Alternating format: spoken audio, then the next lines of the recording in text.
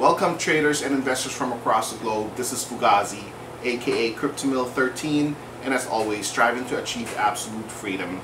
In today's short video, I will be talking to you guys about my opinion on how the futures trading of Bitcoin may affect the cryptocurrency markets.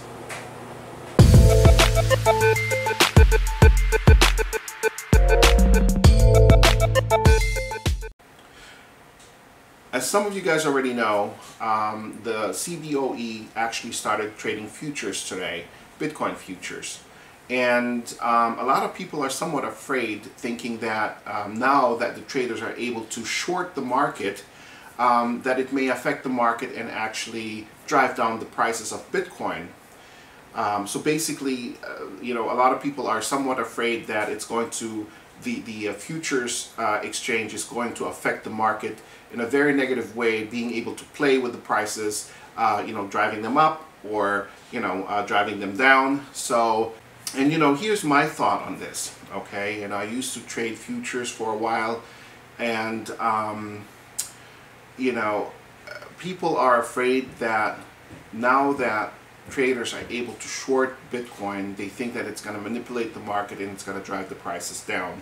So let me explain a little bit here to you, okay? So futures trading is not just like your regular, stock market trading or anything like that. So futures trading really means is that a trader is able to sell a contract. So he's never really holding on to the actual asset. So he never owns, the actual coin. What it is, it's the trader actually owns a contract, okay? Now this contract is between two parties to exercise at a later date. That's why it's called futures. So for example, and I'm going to just use random numbers here, just kind of keep it simple. I'm not going to use the real Bitcoin numbers. I'm going to use just random numbers, but you can basically translate those numbers to Bitcoin numbers and it would still make sense. Okay, so let's just say that the current price of a coin is $1,200. Let's just say $1,200. Okay, so that would be your entry point. Okay, as a futures trader, $1,200 would be my entry point. And usually futures traders look at the charts, they look at their signals, they look at the indicators, and they will try and predict the movement of the market. Okay, so again, in futures trading, you are actually able to short the market, meaning that you will be able to bet on the market that it's going to go down, going short, okay, or you're predicting that the market's going up, going long, okay, and bet on that. So if your entry point is at 1200 and you're looking at your chart and you're looking at your signals and you think that the market, or let's say that the coin, will lose value and maybe end up in in the area of 1100. Okay, so you're thinking your entry point is 1200. You're thinking it's gonna go down, okay, to about 1100.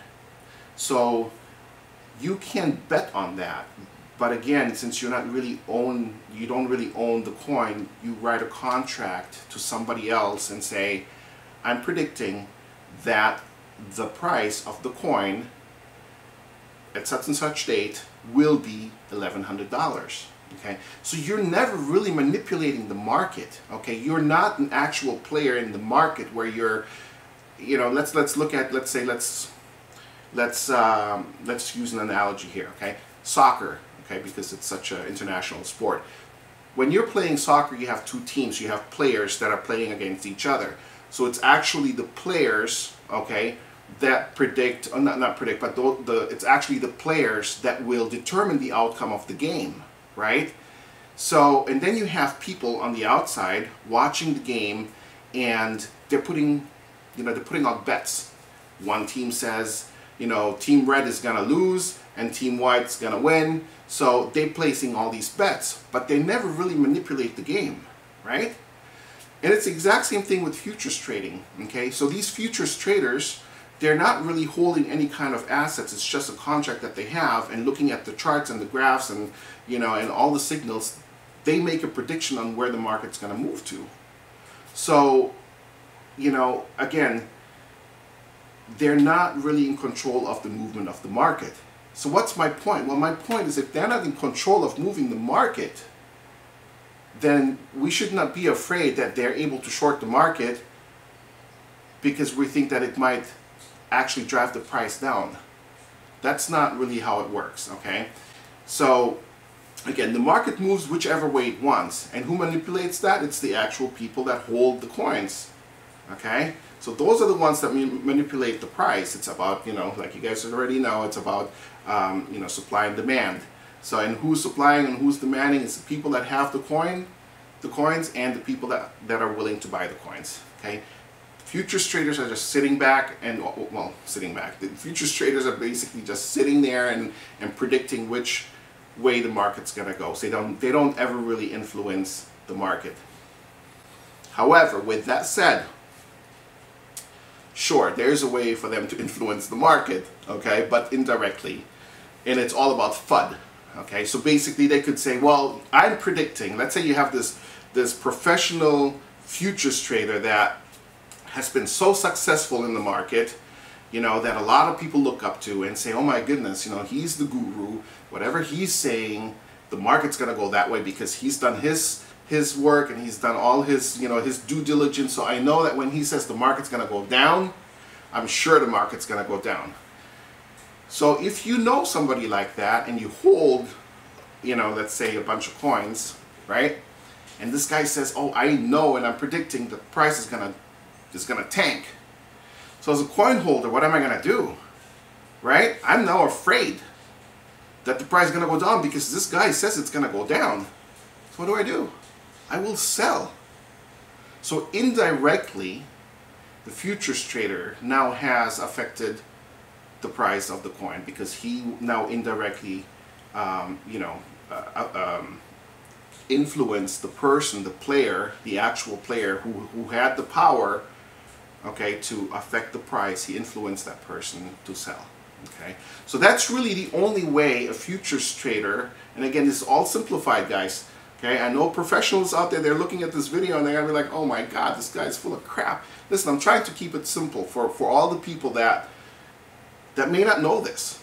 Okay, and there's a lot of you guys out there, okay? And it's not a bad thing, okay? I just want you guys to understand that it's not really all that bad, okay? You just have to do your own due diligence.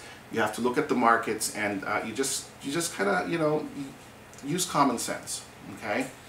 So in general, futures traders do not affect the market the way, you know, some of the people think that it might affect the market, okay? So let's go back to the trading of, you know, the 1200 number that we had. So at the entry point of 1200, and let's say the trader predicts that the price is going to come down, it's going to come down to 1100, and let's say the market really moves down to 1100, and it hits the 1100. The trader, you know, predicted it right, and now the trader is going to get paid, right? So, but let's just say that at the entry point, you know, the trader says, okay, it's going to come down to 1100. I looked at my charts and I'm thinking the market's going to tank. What if the market goes the wrong way? Well, you know what? The trader will actually be losing money. So as long as the market is moving in the wrong way, and if the trader doesn't have a stop, the trader continues to lose money until he pulls out his order. Okay, so it's a very dangerous situation, or should I say, it's actually it's a very risky form of investing. Okay, futures trading is very risky. I mean, everything is risky, but futures trading is very risky because, again, if you're predicting the market to go one way and it goes the other way, there's a big potential of losing a lot of money if you don't have, you know, your stops put in. Okay, and what I mean with that is, let's say you predicted the price to go down, you enter at 1200. Oh my goodness, the market now is going the wrong way. Now we're at 1205, 1210. If you have a stop set at 1215, it will actually take you out, and you only lost that much money. Okay, if you don't have a stop, if that thing keeps on going, you are losing and losing and losing. So, you know. So again, you know, that's my opinion on this. I don't think it's really going to affect the market in a really bad way. As a matter of fact, it's really good for the cryptocurrency market. Okay. Again, you know, it's going to drive the masses, you know, into our world.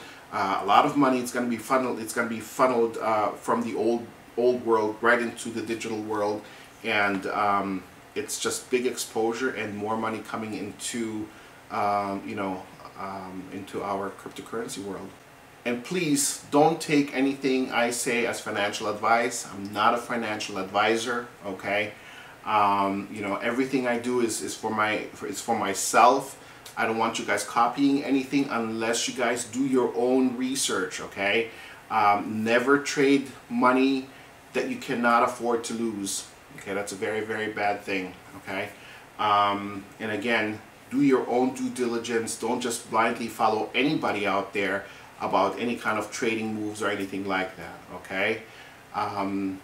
If you like this video, please click the like button. If you would like to be notified about my next video that's going to be coming out, click the subscribe button. You'll be notified.